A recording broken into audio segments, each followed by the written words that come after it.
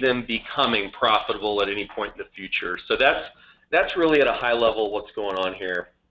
And obviously, I hope everybody can hear me okay. If for some reason you can't, please type into the dashboard, the webinar dashboard here, some questions. And any questions you have, just interrupt, and we'll answer those questions in a real-time basis. So we like the interactivity if you want to chime in. All right, with that, let's go. So as a business operator, what typically comes to mind when you need to improve a company's performance in the near term are things such as those listed here on this page. So it's things such as SG&A reductions.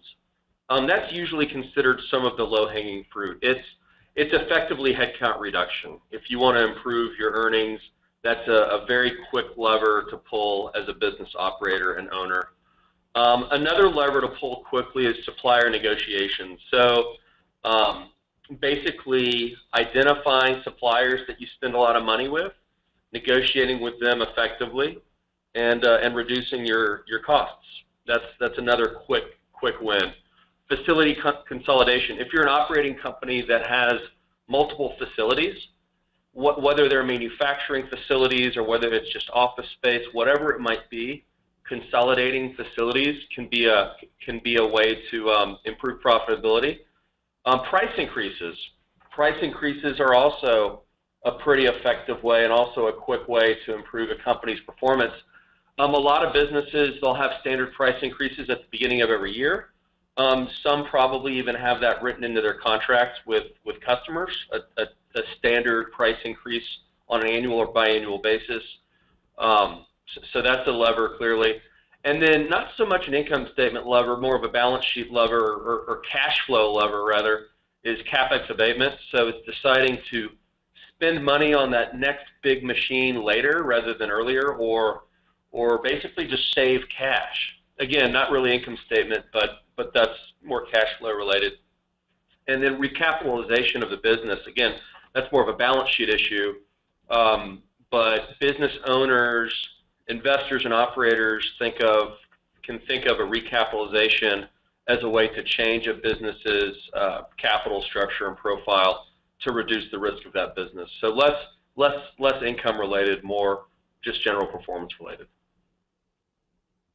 Okay, so now what wasn't on that list on the previous page was what I refer to as customer rationalization, rationalizing your customer base. The more loose term is firing a customer, firing customers to improve a business's economics. It doesn't seem intuitive, but at a high level, it can offer a lot more near-term benefits than meets the eye.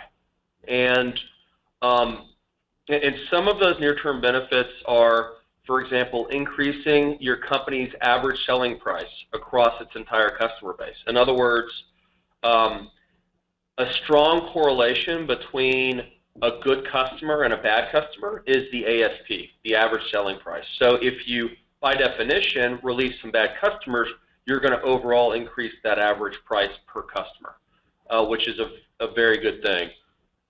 You can reduce direct labor costs. We're going to get into this in a lot more detail here in some following slides. You can increase production efficiencies by firing customers appropriately. You can handicap competitors even by getting rid of the right customers. You can also increase the alignment with your company's strategic goals. Said in another way, if you have customers that are unprofitable and are difficult to do business with, that lead to unprofitability, it's really likely that there's been some quote-unquote scope creep against that relationship and your business's core operating goals. And we'll get into that a little bit more later as well. So now the big question is, what customers should you rationalize? And what customers should be on that list?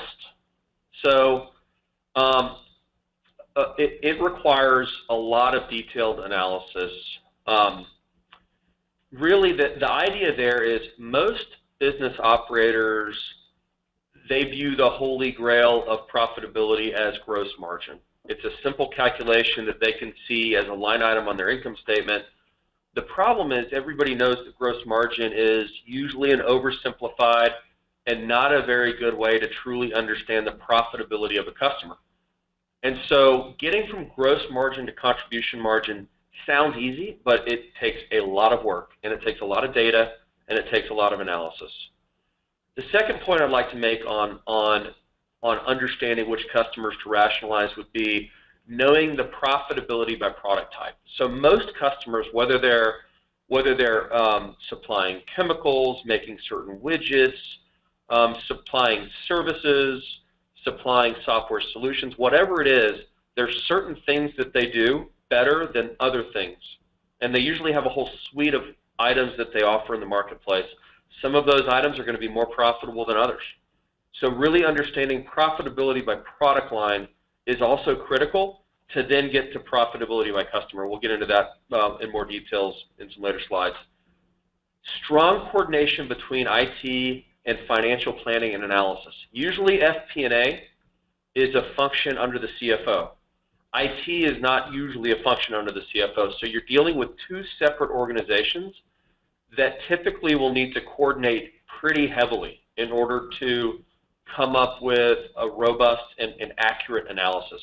And keep in mind, coming up with an analysis on customer profitability it's critical that that analysis is done correctly with no mistakes. You're going to make decisions that are going to affect the business's performance in a big, big way. So errors in analysis is simply, it's not an option. If the business has multiple manufacturing lines, knowing the productivity for each of those different lines or each of those different manufacturing facilities is really important. One of the problems is in finance organizations particularly, there's not much coordination between the finance organization, or there's not enough coordination between the finance organization and the operations of a company to really understand what kinds of direct costs go into the production of that product. Let's take a widget, for example. All sorts of things like line management, direct labor, shipping, warehousing, stocking, customer service, on and on and on. You really need to know the efficiency of all those different folks, and that typically changes pretty dramatically based on not only the facility where a product is made, but also the specific manufacturing line within that particular building.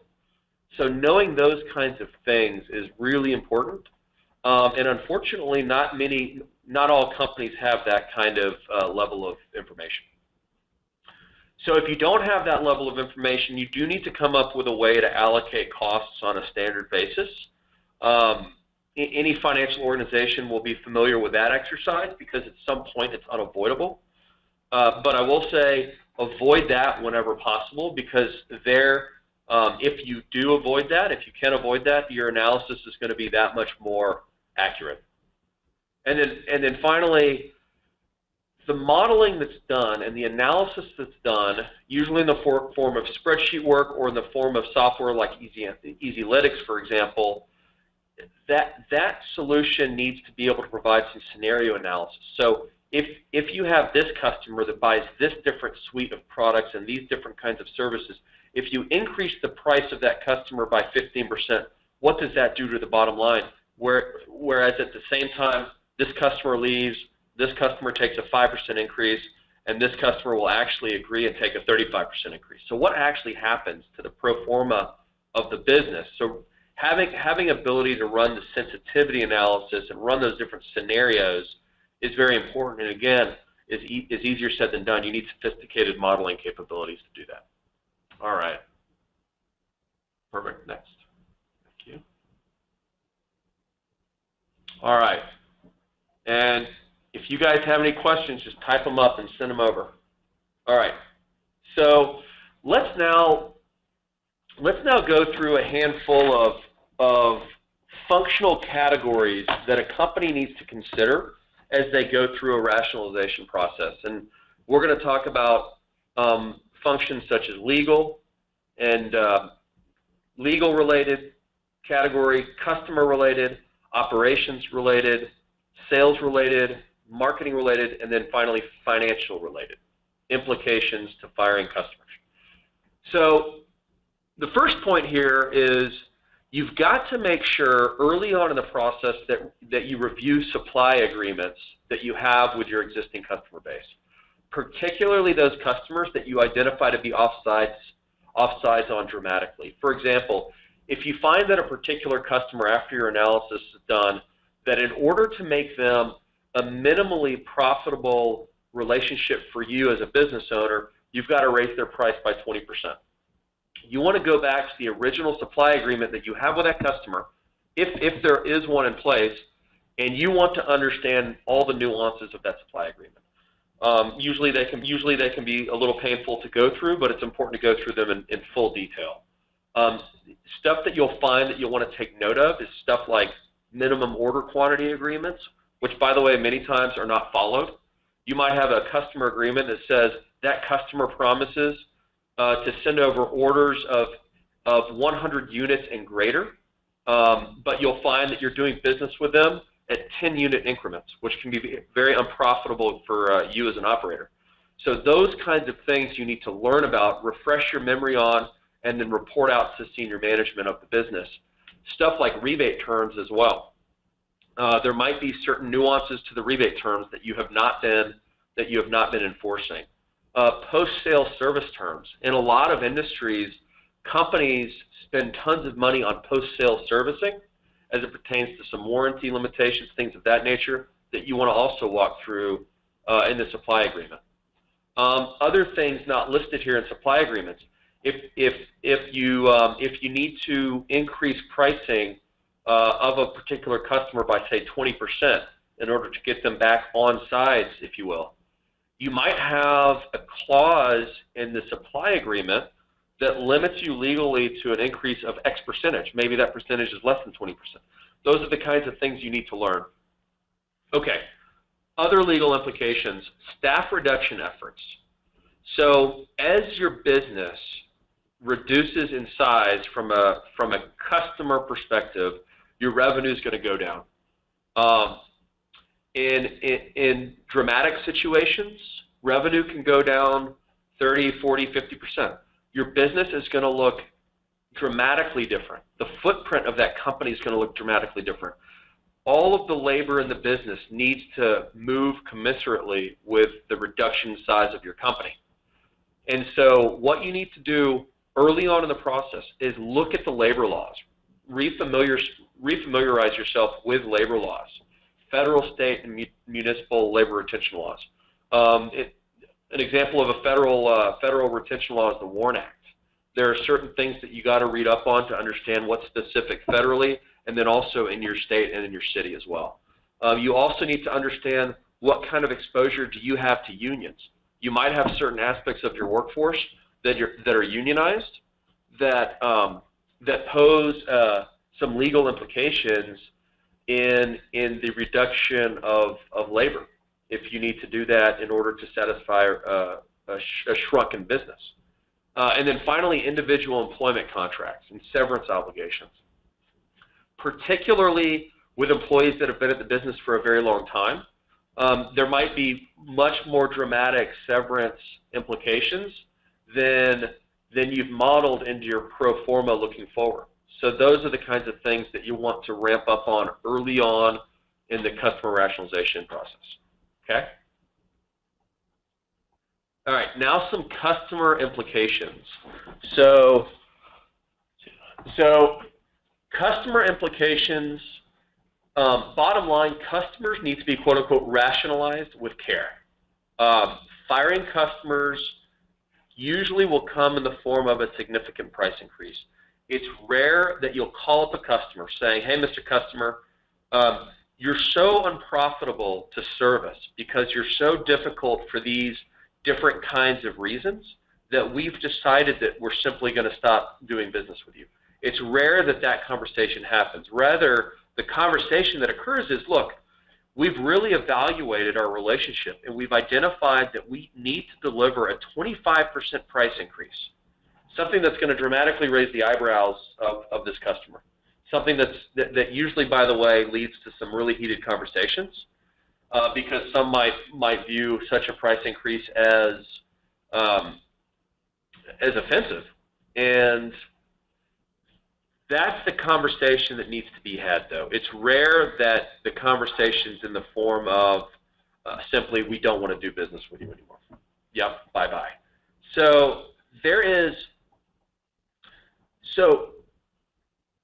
it's interesting, too, because what you'll find as you go through this exercise is a surprisingly large number of clients might say something to the effect of, we were wondering when you were going to do that to us. Because they're doing business with you, and they're doing a lot of volume with you, probably not because they love you so much, but probably because you just are the best price, that they have available to them by far. And so in my experience, it's sometimes not a big shock to customers that end up getting a phone call saying, we've got to raise prices on you dramatically.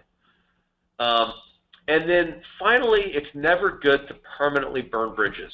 And Carl and I have worked together. We've seen situations where conversations were had with customers that resulted in some bridges being burned. That's typically not a good idea. You never know where that purchaser or where that person that's working at that business is going to end up working. They might end up getting a job at another customer that you value deeply. So you always want to keep it very professional, and you never want to get personal in these conversations that can typically be pretty heated in nature. Okay? We don't have any questions, do we? I don't think so. Cool.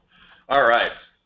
Now let's jump into some operational implications for the operations of a business.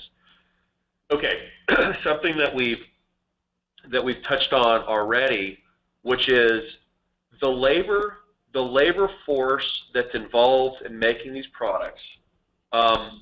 Both direct labor and indirect labor and G&A and all the above needs to decrease as the volumes decrease in the business.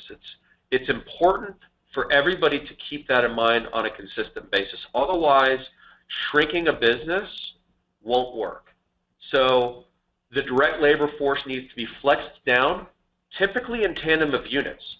It's not typical that it's commensurate with revenue. It's more typical to look at a different metric, like units, like hours serviced, so on and so forth. Also, something to note on the labor front is overtime.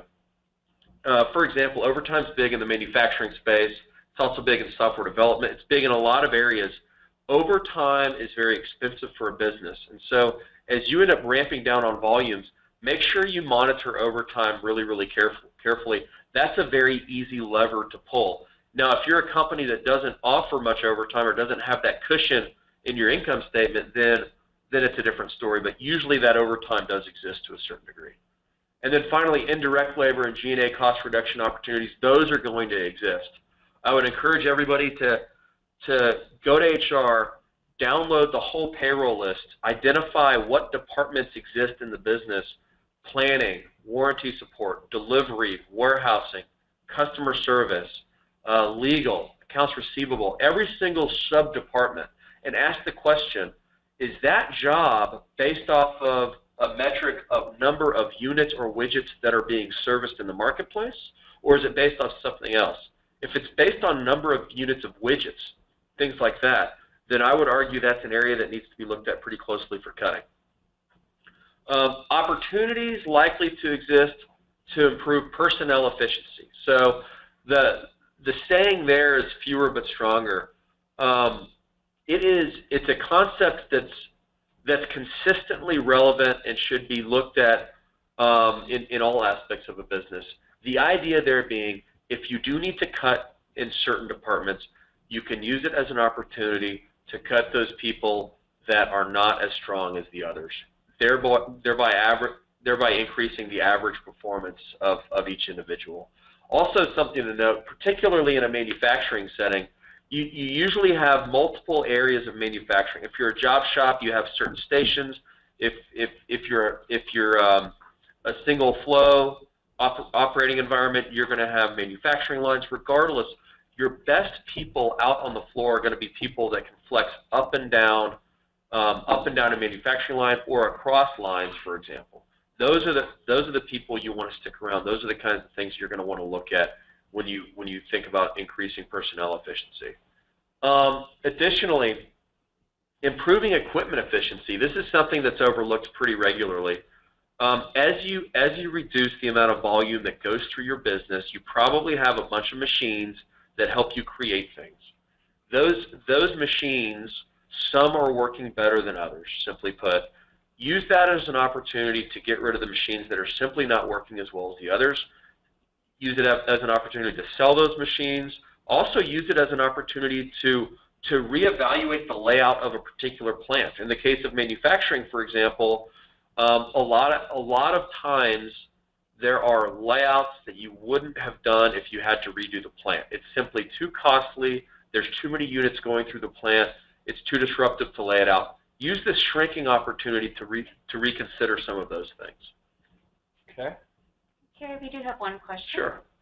The question is, with all the pieces that need to be considered and the time and energy that it will require to do this, is there a rule of thumb as to the measurement of the health of the company to determine if going through this extensive process is needed? Yes. The near-term rule of thumb are going to be operating metrics, such as units per man hour, such as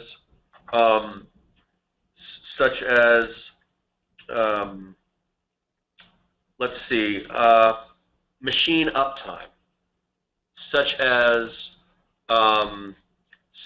quality inspection or default rate.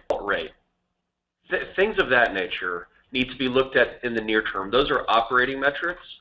And then what needs to be looked at in the midterm, probably on a monthly basis, as quickly as you can, is going to be the monthly financial statements. So really understanding what that contribution margin is, looking at gross margin under that contribution margin, and then at some point looking at EBITDA. So really the profitability. But the operating metrics obviously roll into the profitability. Yeah, that's a great question. And also, if you have a well laid out set of financials, looking at things like direct labor expense per unit or direct labor expense as a percentage of revenue, looking at those things is incredibly important. Okay. Yep, next. Okay, now sales implications. So not only does sales expense need to decrease as the accounts are released, a typical mistake that operators make is they feel that their sales force will always be able to justify themselves by just going out and finding more accounts. In my experience, I've found that that's much easier said than done. It takes a long time to gain a new account from a competitor. Having said that, what you need to do when the company shrinks and the company's decreasing in volume, you need to look at decreasing that sales force. And it's a mistake, by the way, to think that the salespeople that end up being released from the business are the same ones that oversaw the accounts that got fired. You might have an account that was released from your company, but the sales manager on that account was a great performer. That might be the case. So don't make that generalization. Also, for players that you want to make sure you keep, you need to consider retention bonuses in those situations. Good salespeople are able to get jobs really quickly, and also throughout this process, they're going to be nervous. They're going to be thinking, man, we just released these top 3 customers. We're really nervous about it. The company's much smaller. We might need to jump ship. Get in front of that across your best salespeople. Something by using retention bonuses.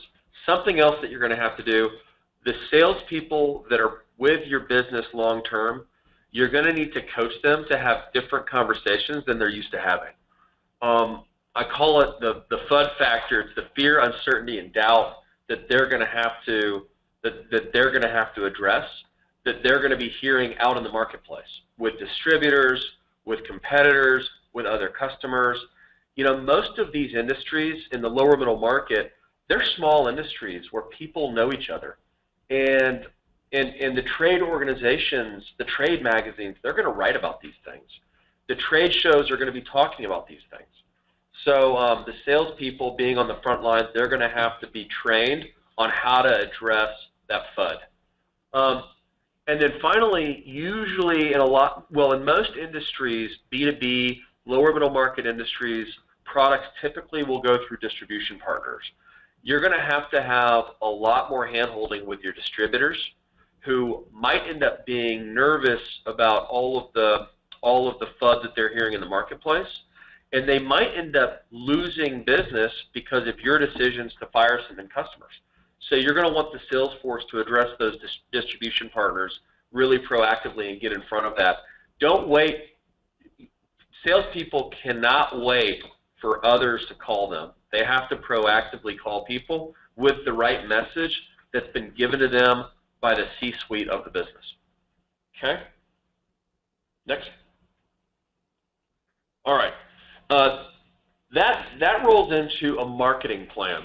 So your marketing and communications department, along with your HR department, whatever department it is in your company that will help put together a communication plan, that's the group that needs to take a leadership role there. So the message that you send out to the marketplace, it's going to go on your website, it's going to go in potentially some press releases, it's going to go on your social media accounts. If you're a business that has not been involved in social media in the past, this is probably a good opportunity to get involved. But it's messages such as, we're exiting some relationships that we found to be unsustainable, but the effort is going to free up resources to better serve existing customers and channels that are aligned with the strategy of our company. And so the idea there is, look, we're going to be around and we're going to be even stronger because there was some quote-unquote scope creep that we're going to address right now, and it's going to help us service our best customers. So something else here, the message needs to be ingrained in all the outside-facing people within the business. That's basically going to be your C-suite. It's people within sales and marketing. It's people within HR. It's anybody and everybody that's facing the outside of the business. Something else that needs to be done from an internal perspective, you need to have town hall meetings. The rumor mill within your company is going to be swirling big time. And you want to get ahead of that by communicating directly to employees on a location-by-location basis. It's very time-consuming, but it's well worth it. A lot of companies, they might already have these kinds of forums set up on a monthly or quarterly basis. Use those opportunities, get on the agenda, and just address this stuff. Don't let the rumor mill make the messaging for you. And then finally, and I already mentioned this, the sales force needs to receive proactive guidance on what to say and who to say it to and who to reach out to. Don't assume that they're going to know what the right thing to do is. You got to get ahead of that. Okay? Next. All right, now the financial implications. So I've mentioned a lot of this before. At the end of the day, the CFO is going to take a major leadership role in a customer rationalization effort. Why? Because this is a very analytical exercise that's going to require a lot of data analysis. I said earlier there's going to need to be a lot of coordination with IT departments. That's certainly true. A lot of pro formas are going to need to be made and going to need to be shared in a very accurate way with both investors and lenders typically. Covenants, particularly if you're in a situation where you have debt covenants with your lender that are tied to revenue, you're going to have to get in front of that with some very detailed modeling.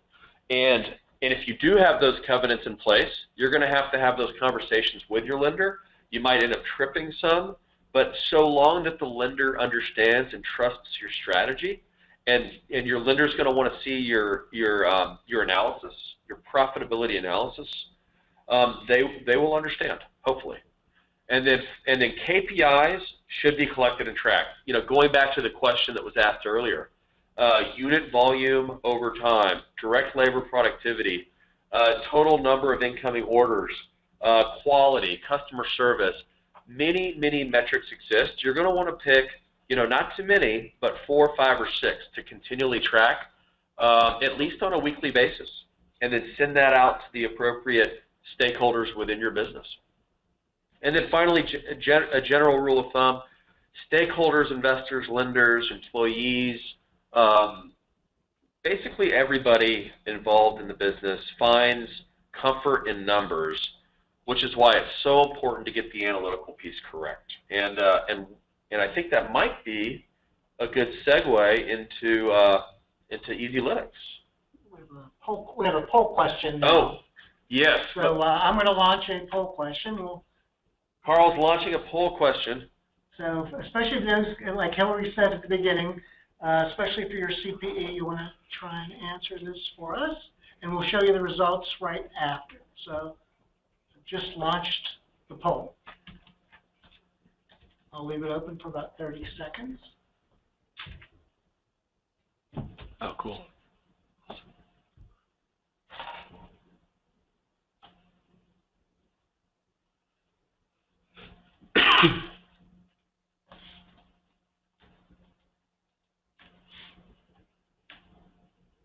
All right, we're going to be coming to a close here in 5 seconds, and then we'll share the results. All right. So let us share the results. So in the magic number is, number 2, right answer. No, it's just a poll question. There were no right answers. All right. Thank you very much.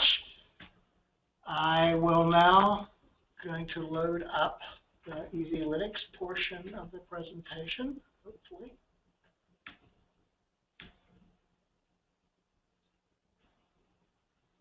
All right. Thank you, Kerry. It is interesting. Like Kerry said, we've worked together in the past. And actually, he went through one of these exercises with a previous company that we worked together. And I was the IT guy supporting him. So it was, we had a lot of conversations about missing data, bad data, inconsistent data. And so, I mean, I understand what it is for an IT guy to try and support this. And it's one of the reasons I've actually helped find EasyLytics, because we're trying to address this type of problem. So, Kerry ran long, he talks a lot, so I'm going to try and wrap this up in a little quicker than I had planned. Basically, when you're talking about a customer rationalization, Kerry talked about a lot of information. And this is one of the problems that we at EasyLytics see, and we're just trying to help you guys understand the kind of tool that we think should be in the marketplace to help address not only this, but other issues. So you're talking about sales order management, what your orders are, how many, what the pricing is. You're talking about procurement supplies, because if you're looking at, do you have contracts or commitments from buying things as well, when you start reducing your customers, you're going to maybe miss some covenants there as well. Manufacturing efficiency, you heard Kerry talk about that. Getting the orders out, how much inventory, what your payroll and overtime numbers are. So there's a wide variety of information that needs to be captured. And these are, even if you have an ERP system, a lot of these are in multiple systems to try and bring together into a single place. And normally we see finance people humping it to try and put this data into some kind of spreadsheet format. And the problem with spreadsheets, and they're a fantastic tool, it's really hard to get the level of detail that you need that Kerry was talking about to make decisions on. You can't just look at a gross profit number. You've got to dig in and figure it out.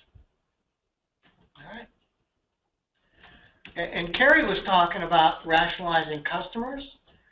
We stole this from Accenture. I stole this from Accenture.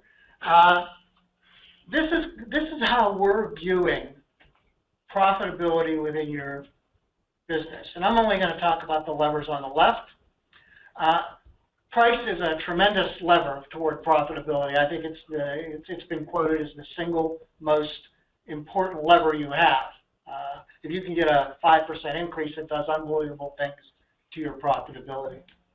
The other is addressing volumes, and that's evaluating your sales force, evaluating where your products are coming from.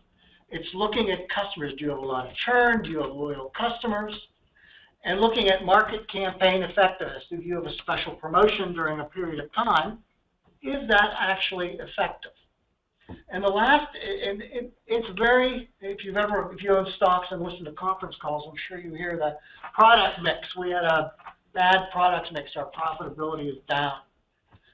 What we're trying to do is, what we believe you need is a product that really helps you look at your product mix and your profitability, so that when maybe you get a product a little long in the tooth, maybe you need to long-term do something about that. Anyway, so this is kind of on a just a general business scale. All right. So really, we just put this little chart together. What this is this is a list of customers and what their sales and profit were and margin percent for the current year. And as you can see from the graph, you could go anywhere. For these customers are buying everything from a margin of 30% to a margin of 40%. So again, at the very high summary level, you should have a tool that can identify where you may have issues. And this particular report, or this set of information, should be able to be done at a high level for like a customer segment or a channel. You should be able to do it for a particular customer, maybe even a particular geography, that you want to see what's happening in a geography or a market. So, and that's kind of a self. You write the report once, and then you end up doing. You have a self. You can help yourself get your self-service type application to change the report and make it more meaningful. Okay, so this is one that shows you profitability by customer. This is more of an example of super detailed information that you may need to make a decision. So you can look at this as the pocket price, which is the definition of, our definition is, you have a list price or a base price, and then all the way to the right is what you're actually getting as a percent of your base price. And it's sometimes difficult enough to get standard discounts, promotional discounts, and competitive pricing issues identified. What this is saying is that you may have to go look at volume rebates, cash discounts, how much write-offs are you doing? Is there a co-op budget? How much are they using? Is your freight being offset correctly, or are you losing money on freight? So this kind of and as you can imagine, write-offs and co-op advertising and freight are probably coming from non-ERP sources. So what we believe the market needs is the ability to pull data from multiple places, put it on a single chart or a single graph, so that you can look at comprehensively look at your business. All right. This is just, I'm not going to spend a lot of time. This is another look. So this particular company has a good, better, best strategy for their products. And then they have a specialty product called industrial. Again, you can look at the type of product. And you can say, for that type of product, what is our sales and what is our profitability? And again, self-service, you can do it at the customer level, with these categories within a customer, or within a geography, or a customer segment, or a sales force.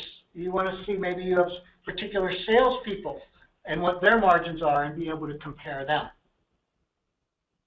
And the last example on a comparison chart we have is a salesperson comparison. Again, like Carrie said, you probably don't just want to look at, we're cutting customer A, so therefore we're going to get rid of salesman B because he supports customer A.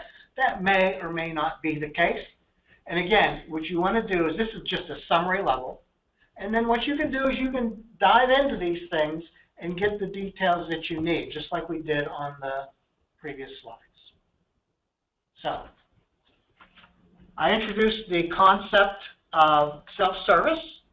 And again, self-service, we define it as there's a report that is written, or there is something that already exists, and then what you want to do is you want to be able to change the parameters, change the filters, so that you can make the report your own and analyze what you're after, whether it's a particular customer or a particular product.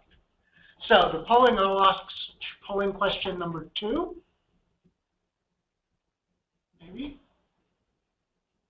All right, there we go. I've launched it. We're going to leave this open for 30 seconds. I should have developed some pattern for this 30 seconds, but it didn't occur to me. So, hurry up and answer. Let's go.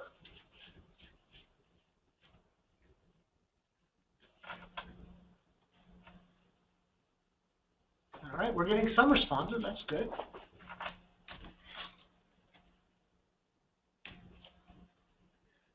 For the last 2 questions, this actually was a survey conducted by CFO.com magazine.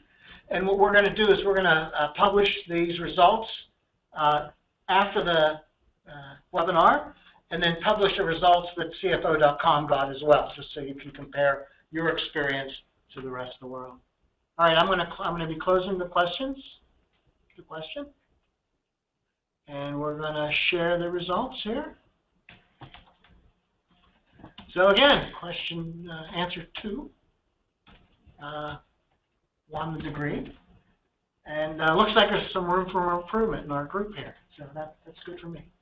All right, get back to the presentation. Don't forget, if you have questions, please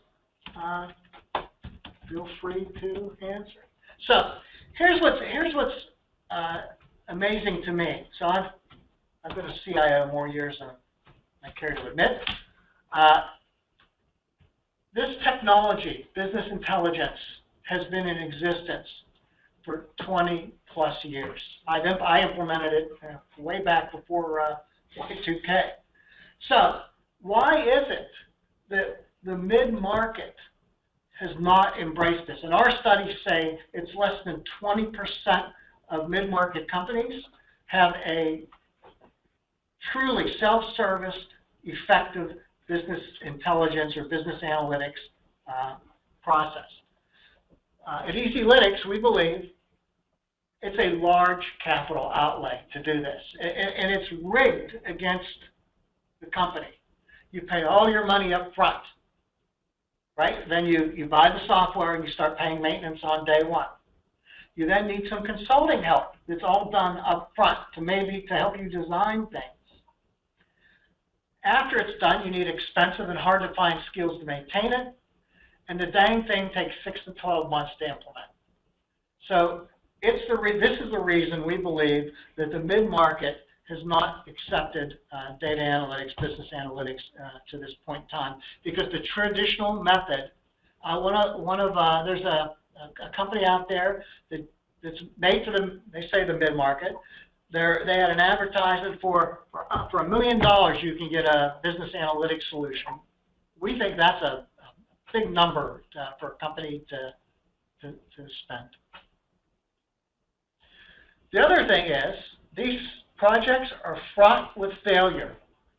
The typical business analytics process is 70 to 80% failure rate. And failure is defined as over budget, significantly late, or altogether disbanded. There's a lot of reasons for that. Everyone sees the little visualization. And you can go out and go get a tool like Tableau, and you can go out and visualize your data, and it's a very nice tool. The problem is the tools do not address data quality issues. They don't address the data is scattered across multiple systems. They don't consider unique data from external data sources. I mean, I think payroll overtime data truly, truly critical for trying to help you manage your profitability. Yet most systems, if you run an ADP on offsite, most business analytics solutions do not consider these external sources. So you can read the rest of the slide, but we believe the reason it fails is it's hard. And a lot of IT people, the best IT people I've ever run across, some of them just don't understand how to get data out of the system. It's not something many of them have been trained with. All right. So here's what you want to look for. You want a system where the data is collected and consolidated. It can come from an ERP system. It can come from maybe you have a separate logistics system. Maybe it comes from a CRM like Salesforce or something internal that you do. And in many cases, a lot of this data is collected in small systems or in spreadsheets. And you want to be able to take that data in as well. The other thing you're looking for, you want to collect it, then you want to transform and load the data, which means you take it out of its core system. You are moving it into another system that you can work from. And that's where you do all of your data cleansing and your data mashups. Some of the hardest places I've worked was we had 3 revenue systems. And it was hard for us to answer the question, who are our largest 5 customers? Because data had to be collected from 3 separate systems. It had to be put into spreadsheets and consolidated. And what you want is a data analytics tool that has that capability built in. We also believe you should have a data model that fits your industry. And so that when you have a data model that fits your industry and understands your data, you can get sales and margin insights kind of out of the box. Our view is you should be able to put in a business analytics system and get 80% of what you need out of the box. So that's what we think you should be looking for. Okay, so we have another poll question. This is another CFO.com one.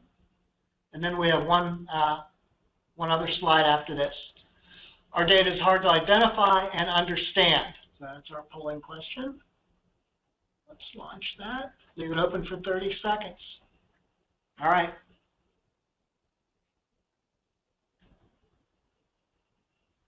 Say something. Say something. I'm fascinated by the answers. Oh, are you? Yeah.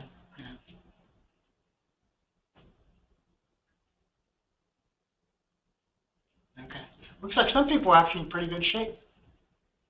All right, we're going to be getting ready to close this down, and then I'll share the results. All right, done.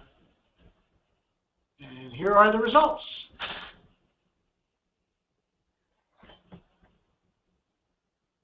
All right, so looks like there's again the majority is in we got issues category, and there are certain people in your you must have worked hard at it where you disagree with that your data is easy to identify and understand. All right, so let's get rid of the question. And last slide, and this is I tried to make this the only advertising slide in our deck.